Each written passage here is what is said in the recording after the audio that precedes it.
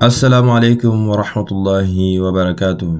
Après vous avoir salué avec cette belle salutation, que je rappelle qu'on a essayé de voir avec les anciennes vidéos, en espérant que maintenant, à chaque fois qu'on va le dire, on va être sincère à notre maximum pour être conscient de ce que l'on dit et pour vraiment pouvoir développer un amour sincère les uns envers les autres.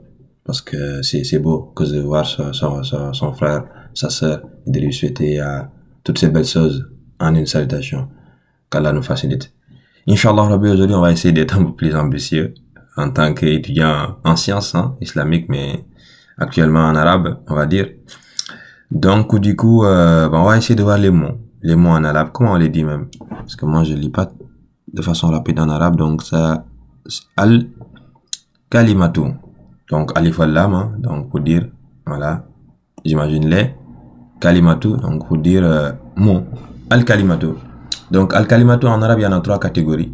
Donc, le premier, alors n'est pas important, mais c'est juste pour l'organiser un tout petit peu, c'est ismun, voilà, c'est-à-dire un nom, voilà, ça peut être un nom, ismun, un nom, ou des noms, voilà, mais ici il n'a pas mis de S, donc un nom.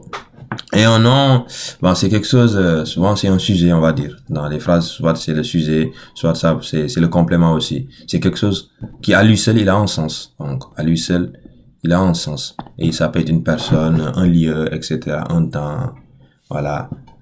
Ça peut être beaucoup de choses. Alors, quand je dis un temps, c'est, voilà, par exemple, l'hiver, l'automne, ces genres de choses-là, en fait.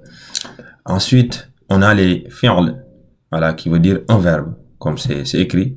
Donc, du coup, lui, par contre, il indique une action. Voilà. Le verbe faire, le verbe dire, c'est vraiment une action. Et souvent, il est associé à un temps. Et ce temps, la plupart du temps, présent, voilà, passé, futur, mais aussi souvent donner un ordre, voilà. Fais ceci, fais cela. Et en troisième position, voilà, donc ici j'avais pas mis deuxième position, que j'ai commencé avec la numérotation, on va continuer avec. Donc en troisième position, excusez-moi encore une fois, j'écris très mal, on a les harfun. Les harfun, c'est une particule. Et lui, à lui seul, il a pas de sens. Pas de sens. Sens. À lui seul. Il faut qu'il soit employé avec quelque chose d'autre. Et il y en a plusieurs catégories aussi. Voilà, qu'on essaiera de voir, Inch'Allah Rabbi. Par exemple, comme particule, on a sur, voilà, de, en fait, les prépositions en français en quelque sorte. Voilà. Donc, pour le moment, on va s'arrêter là avec cette vidéo. Prenez bien soin de vous. Et à très bientôt, Inch'Allah Rabbi, pour une prochaine.